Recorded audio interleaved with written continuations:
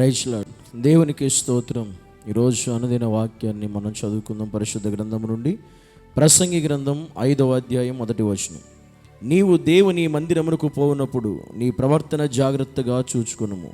బుద్ధిహీనులు అర్పించినట్లుగా బలి అర్పించుట కంటే సమీపించి ఆలకించుట శ్రేష్టము అని వాక్యం సెలవిస్తావు.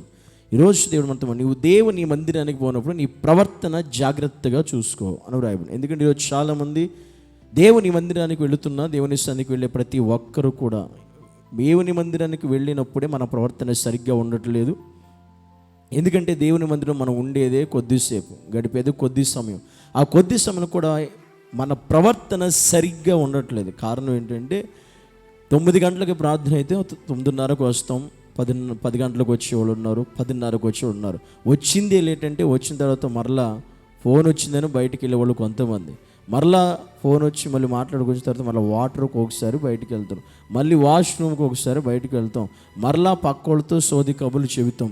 ఈ రకంగా వచ్చి ఉండేదే దేవుని సన్నిధిలో 2 గంటలు అయితే ఈ 2 గంటలు కూడా దేవుని మందిరంలో మన ప్రవర్తన ఎలా ఉంటుందో అనేది మనం ఒక్కసారి జాగ్రత్తగా చూసుకోవాలి. ఎందుకంటే మన ప్రవర్తన సరిగ్గా ఉన్నట్ల కానీ బైబిల్ చెప్తుంది, నువ్వు దేవుని మందిరానికి వెళ్ళి నీ ప్రవర్తన జాగ్రత్తగా ఉండాలి.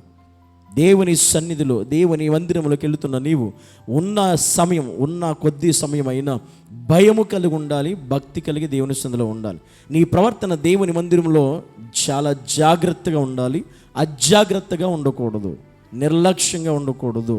దేవుని మందిరం అంటే భయపడాలి, దేవుని మందిరం అంటే గజగజ వణకాలి. ఆ భయం మనకు ఖచ్చితంగా ఉండాలి. ఆ భయం లేకపోతే దేవుని సన్నిధిలో నీ ప్రవర్తన సరిగ్గా చూసుకో, చెక్ చేసుకో ఒకసారి. ఎలా ఉంటున్నావు దేవుని మందిరంలో? దేవుని మందిరంకి వచ్చిన దగ్గర నుండి మరలా వెళ్ళేంత వరకు నిజంగా దేవునితోనే గడుపుతున్నావు. ఆ సమయం అంతా దేవునికి ఇస్తున్నావా నీ మనసు, నీ హృదయాన్ని, నీ ఆలోచన, నీ తలంపులన్నిటిని కూడా?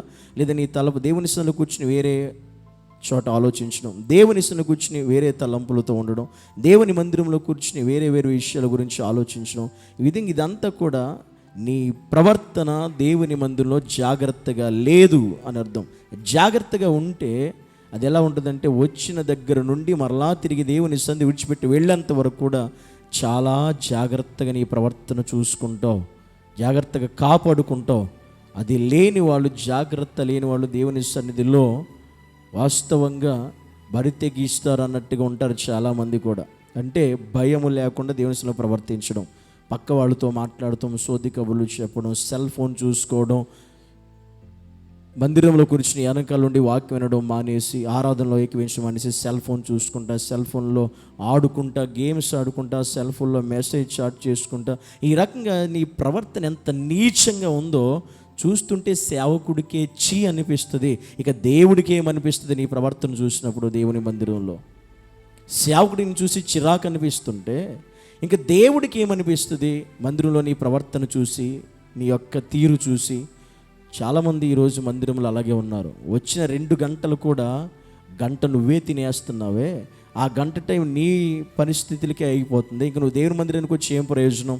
ఈరోజు చాలామంది జీవితాల్లో కూడా దేవుని మందిరంలో నీ ప్రవర్తన ఎలా ఉంటుంది? జాగ్రత్త ఒకసారి చెక్ చేసుకో. నువ్వు దేవుని సన్నిధికి వెళుతున్నావా, దేవుని మందిరానికి వెళుతున్నావా? అయితే ఖచ్చితంగా నీ ప్రవర్తన జాగ్రత్తగా ఉంటుందా లేదా అశ్రద్ధగా ఉంటుందా, నిర్లక్ష్యంగా ఉంటుందా, అజాగ్రత్తతో దేవుని సన్నిధిలో మెలుగుతున్నావా? అయితే చాలా ప్రమాదం. దేవుని మందిరానికి నువ్వు భయపడకపోతే, దేవుని మందిరానికి నువ్వు విలువ ఇవ్వకపోతే, దేవుని మందిరంలో దేవుడు ఉన్నాడు అని నువ్వు గుర్తించకపోతే, నీ ఇష్టం వచ్చినట్టుగా దేవుని సన్నిధిలో ప్రవర్తిస్తే నీకే నష్టం, నీకే ప్రమాదం. దేవుడు నీకు ఇచ్చే ఆశీర్వాదం కూడా నీ మీదకి రాదు, దేవుడిచ్చే దీవెన కూడా నువ్వు పొందుకోలేవు, దేవుడు చూపే కృపకు కూడా నువ్వు దూరం అయిపోతావు ఆయన సన్నిధిలో అజాగ్రత్తగా ఉంటే కనుక దేవుని సన్నిధిలో ప్రతి ఒక్క గుర్తుపెట్టుకోండి, జాగ్రత్తగా నీ ప్రవర్తన చూసుకో. దేవుని మందిరం అడుగు పెట్టిన నీవు మరలా అడుగు బయట పెట్టే వరకు కూడా అన్ని విషయాలు కూడా నువ్వు కట్ చేయాలి, అన్ని విషయాలను కూడా నువ్వు పక్కన పెట్టాలి, అన్ని విషయాలను కూడా నువ్వు తొలగించుకోవాలి, తీసివేసుకోవాలి.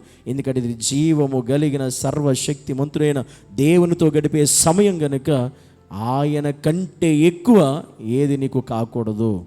ఆ విధంగా నీవు దేవుని మందిరం నీ ప్రవర్తన జాగ్రత్తగా చూసుకుని నడిపించబడాలి. అలా గనక నువ్వు ఉంటున్నావో లేదో ఒకసారి ప్రతి ఒక్కరూ మందిరానికి వెళ్ళే ప్రతి ఒక్కరు కూడా ఒకసారి నీ ప్రవర్తన ఎలా ఉంటుందో, ఎంతసేపు కూర్చోగలుగుతున్నావో, ఎన్నిసార్లు తిరుగుతున్నావో, ఎన్నిసార్లు దేవునికి విసుగు రప్పిస్తున్నావో ఒకసారి ఆలోచించు. దానివల్ల ప్రమాదం ఎవరికి, నష్టం ఎవరికి? నీకే, సేవకుడికి కాదు, నీ పక్కన ఉన్న వాళ్ళకి కానే కాదు. కానీ గమనించి నీ ప్రవర్తన జాగ్రత్తగా సరి చేసుకుని సరిదిద్దుకుని దేవుని మందిరానికి వెళ్ళినప్పుడు నీ ప్రవర్తన జాగ్రత్తగా చూసుకుంటే అది నీకే మేలు, అది నీకే దీవెన, అది నీకే ఆశీర్వాదం. లేకపోతే ఆ దీవెన కాస్త నీకు శాపంగా మారుతుంది, ఆశీర్వాదం కాస్త నీకు శిక్షగా మారుతుంది. కనుక ఆ పరిస్థితి తెచ్చుకోకుండా ప్రతి ఒక్కరు కూడా దేవుని సన్నిధికి వెళుతున్న నా జీవితంలో నా ప్రవర్తన ఎలా ఉంది అనేది నువ్వు జాగ్రత్తగా కనిపెట్టుకోవాలి. కళ్ళు మూసుకుందాం, ప్రార్థించేద్దాం. పరిశుద్ధుడైన తండ్రి, నీకు వందనాలు, స్తోత్రాలు. ప్రభా, నీ సన్నిధికి అనేక మంది వెళుతున్నారు ఈరోజు, కానీ ఏ ఒక్కరు కూడా నీ సన్నిధిలో వారి ప్రవర్తన ఎలా ఉందో చూచుకోలేని పరిస్థితిలో ఉన్నారు. వారి ప్రవర్తన వారి ఇష్టం వచ్చినట్లుగా ఉంటుంది. అలాంటప్పుడు నీ కోపం, నీ ఉగ్రత తప్ప, నీ శిక్ష తప్ప, నీ శాపం తప్ప వారికి ఏది రాదు. కానీ జాగ్రత్తగా ప్రతి ఒక్కరూ నీ మందిరంలో, నీ సన్నిధిలో వారి ప్రవర్తన జాగ్రత్తగా చూసుకుని ఆత్మీయ జీవితాలు మీరు దయచేయమని యేసు నామంలో ప్రార్థించి అడిగి వేడుకుంటున్నాము తండ్రి, ఆమేన్. మన తండ్రి అయిన దేవుని యొక్క ప్రేమ, కుమారుడైన యేసుక్రీస్తు యొక్క కృప, పరిశుద్ధాత్మిక అన్యోన్య సహవాసం, ఆయన సన్నిధి, ఆదరణ సదాకాలం మనకు, మన కుటుంబాలకు, సర్వలోకమున సార్వత్రిక సంఘం అంతటికి సదాకాలము తోడై ఉండి నడిపించునుగాక. ఆమేన్.